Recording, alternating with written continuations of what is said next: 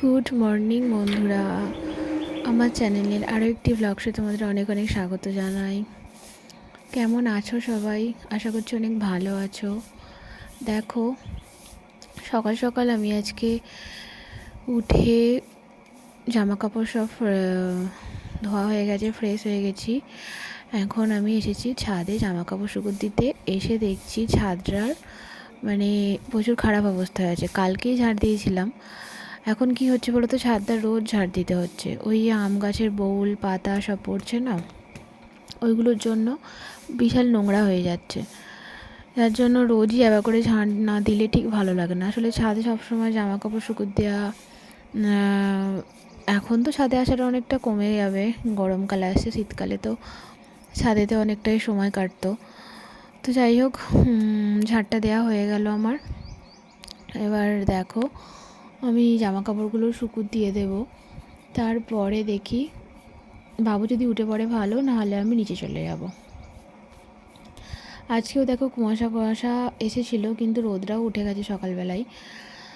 আজকে রোদটার প্রচুর জোর আছে।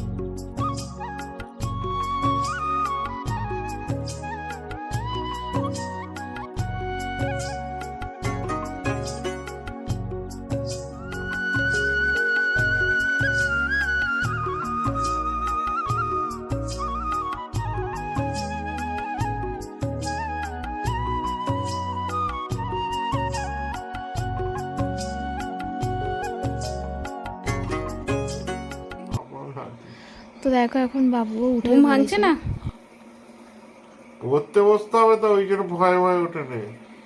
ওটো বাবাই ওটো, পড়তে বসতে হবে। তুমি তুমি চালাকগিরি করো। আমি আজকে পড়তে বসতাম।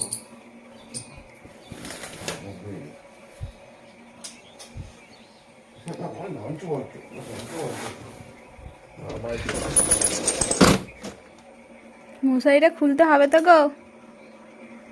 বাবা আবার ঘুমে বললো যে, ওই বাবারে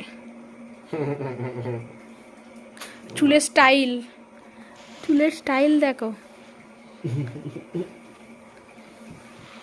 চুলটা দেখাও বাবা, চুলটা দেখাও তোমার। একবার দাঁড়াতে দাঁড়া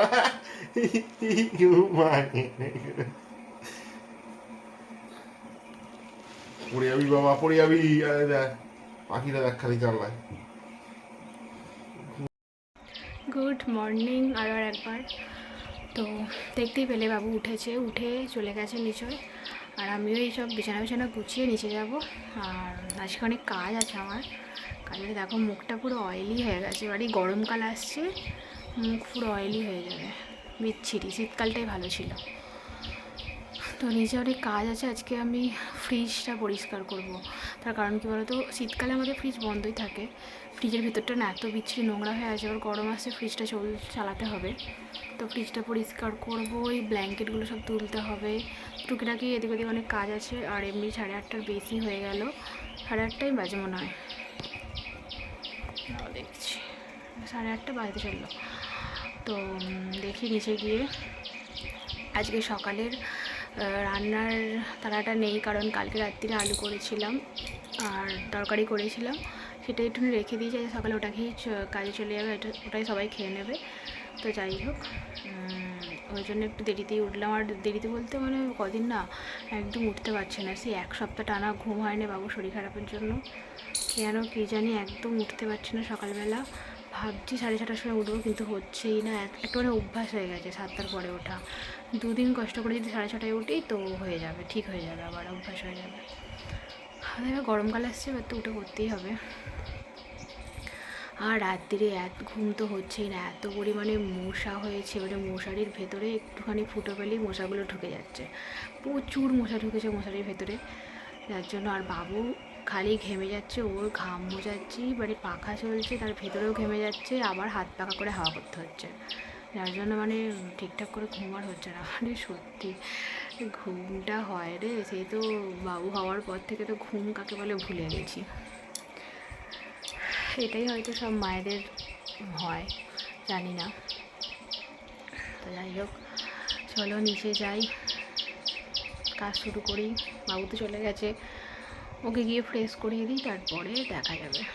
চলো টাটা, পরে কথা হচ্ছে। তো দেখো ফ্রিজের পেছন থেকে কত নোংরা বেরিয়েছে।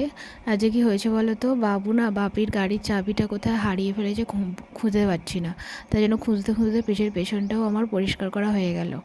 এমনিতেই ফ্রিজটা পরিষ্কার করছিলাম আমি, মানে এখনও করা হয়নি, শুধুমাত্র ফ্রিজের ভেতরের দাগগুলো বার করে ধোয়া হয়েছে। তো দেখো এইগুলো ফ্রিজের এইগুলো খালি ধোয়া হলো। আমি আজকে ফ্রিজের ভেতরটা পরিষ্কার করার এখন সময় পাচ্ছি না, 11:30টা বেজে গেছে, অনেক দেরি হয়ে যাবে, নোংরাই হয়ে আছে। ফ্রিজের পেছন দিকটা পরিষ্কার করলাম, যে অবস্থা হয়েছিল দিকটা, এটা সব ব্যাগ ফ্যাগ ঝুলঝুলে সব পরিষ্কার করা হয়ে গেছে। ফ্রিজটা আবার সরিয়ে দেবো, আর ঘরও সব মোছা হয়ে গেছে।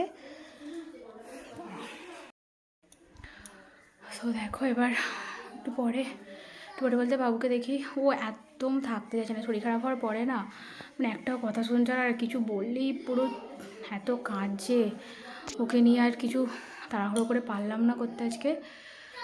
দেখি যদি আজকে সময় হয় তো ভালো, নাহলে কালকে ফ্রিজটা পরিষ্কার হবে। আর আজকে আমি শ্যাম্পু করবো, তার জন্য আমাকে সকাল সকাল স্নান করতে হবে। আর বাবুকেও আজকে শ্যাম্পু সাবান সব মাখাতে হবে, কারণ এমনিতে তো অনেক দিন মাখানো হয়নি, আবার তার উপর কালকে চুল কেটেছিল, ঝাঁক করে ঝেড়ে দিয়েছিলাম। চান করার পরে ওই সে চুল কাটতে এসেছিলো, বাড়িতেই বলে এসেছিলো ওর দাদু, আর ওই জন্য আর তারপরে চান টান করানো হয়নি। আর আজকে সব শ্যাম্পু ট্যাম্পু করাবো। তো চলো, আমার একদম সময় নেই কথা বলার, আমি দেখি বাবু কি করছে, ওকে জল ফল খাইয়ে দিয়ে তারপরে আমি চান করতে চলে যাবো। তো টাটা, পরে কথা হচ্ছে। গুড ইভিনিং বন্ধুরা। সেই সকালের পরে দেখো আর কিছু আমি শেয়ার করার সুযোগ পাইনি, কথা বলারও সুযোগ পাইনি।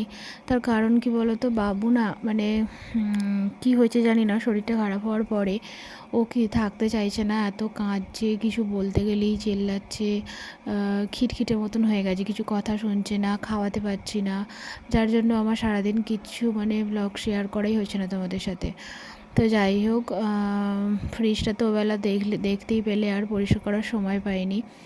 সন্ধেবেলা ভাবলাম তাহলে আজকে কাজটা আমি কমপ্লিট করেই ফেলি, সকালের দিকে রোজই অমন হবে। কারণ কি বলতো, সকালবেলা কাজের একটু ব্যস্ততা থাকে, সন্ধেবেলাটা অতটা আর কাজ থাকে না। ওই দেখো আমি ফ্রিজ পরিষ্কার করছি, আর ও ফ্রিজের মাথায় যে সব জিনিসগুলো ছিল আমি খাটে রেখেছি, ওইগুলোকে নিয়ে ঘাঁটছে, একটা ঘড়ি পেয়েছে মনে হচ্ছে, খেলছিল। আর আমি দেখো প্রথমে ওই একটা ভিজে কাপড় দিয়ে নোংরাটা পরিষ্কার করে নিচ্ছি, তারপরে ভেতরটা ভালো করে,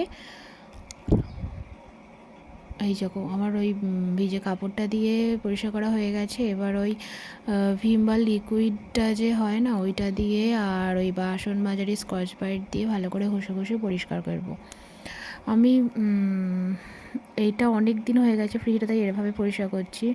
নাহলে মাঝে মাঝে আমি লেবু দিয়ে ফ্রিজটাকে পুরোটা লেবু মাখিয়ে রেখে দিই, কিছুক্ষণ গন্ধটা চলে যায়, তারপরে পরিষ্কার করি, এভাবেই করি। তোমরা কীভাবে ফ্রিজ পরিষ্কার করো প্লিজ একটু বলবে, কারণ আমি ফ্রিজ পরিষ্কার খুব একটা রাখতে পারি না। এই যে পরিষ্কার করছি, আবার দেখবো কিছুদিন পরে কেমন দাগ হয়ে গেছে, ছোপ হয়ে গেছে, কেন হয় আমি সত্যি জানি না, আমার ভালো লাগে না। ফ্রিজ অপরিষ্কার থাকলে আমার কিচ্ছু খাবার রাখতে ভালো লাগে না।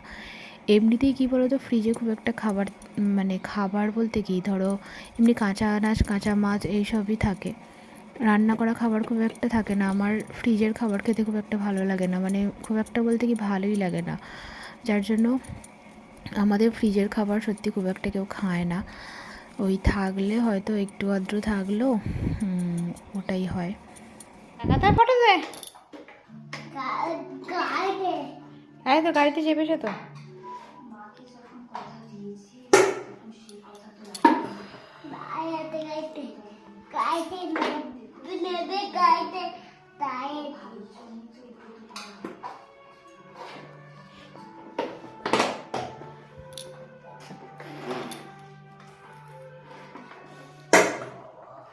ভেঙে গেল গাড়ি।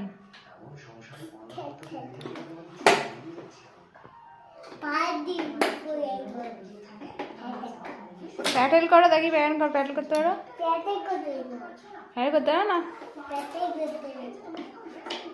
কি করতে পারো তুমি?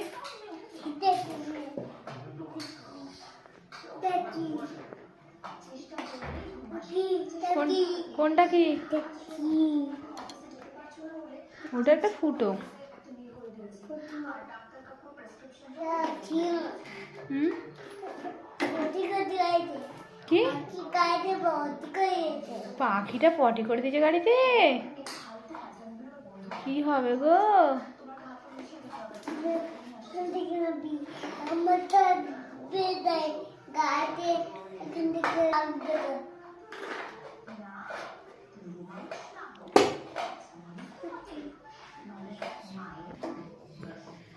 তো দেখো আমার সব ভালো করে পরিষ্কার করা হয়ে গেছে। আমি ওই স্কচ ব্রাইট দিয়ে ভালো করে রগড়ে পরিষ্কার করে আবার ওই ভিজে কাপড় দিয়ে মুছে নিয়েছি। আশা করছি মানে অনেকটাই পরিষ্কার হয়েছে, আর তো হচ্ছিল না পরিষ্কার। তো আর আমি ফ্রিজটা পরিষ্কার করা হয়ে গেল। এবার আমি ওই তাকগুলো সব লাগিয়ে দেবো ফ্রিজটাতে। বাবু ওদিকে খেলছে দেখতেই পেলে, ও এই ঘরেই এখন খেলছিল। আর এখন গরমকাল পড়ে গেছে, ঘরে দরজা বন্ধ করে রেখে দেওয়ার অত টেনশান নেই। এবার চারদিকে খেললেও কিছু মনে হবে না। আর দেখো আমার ফ্রিজটা সত্যি অনেকটা ছোট, কারণ এটা হচ্ছে একটা পুরাতন ফ্রিজ। ওর কাজের মানে ও তো ফ্রিজেরই কাজ করে, যার জন্য এটা কোথাও একটা পেয়েছিল সেকেন্ড হ্যান্ড ফ্রিজ, আমি জানি না, ওটাই এনেছে। একটা বড় ফ্রিজের খুব ইচ্ছা, জানি না কবে হবে। এটা দিয়ে এখন কাজ চলুক। আমাকে খালি বলবে ফ্রিজে তো জিনিসপত্র ঠান্ডা রাখা নিয়ে বিষয়, অত ভালো বড় কি দরকার? কিন্তু বলো, সবারই একটা নতুন জিনিসের, ভালো জিনিসের ইচ্ছা হয় না? তো যাই হোক, হবে হয়তো একদিন। তো আমার এগুলো সব লাগানো হয়ে গেল। এবার ফ্রিজের মাথাটাও আমি গুছিয়ে নেব।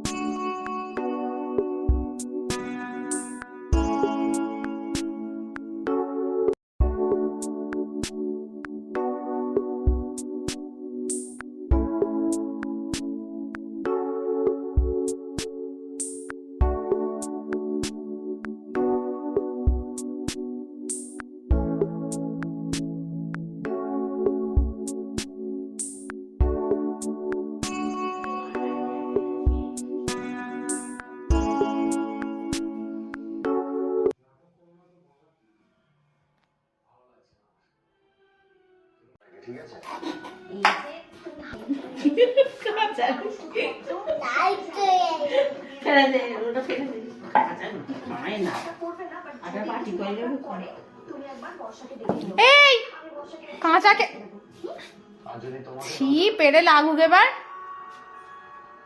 পেড়ে লাগুক না। তো বন্ধুরা, ও ওখানে খেলা করুক, ওকে ঘরে নিয়ে চলে যেতে হবে আমায়।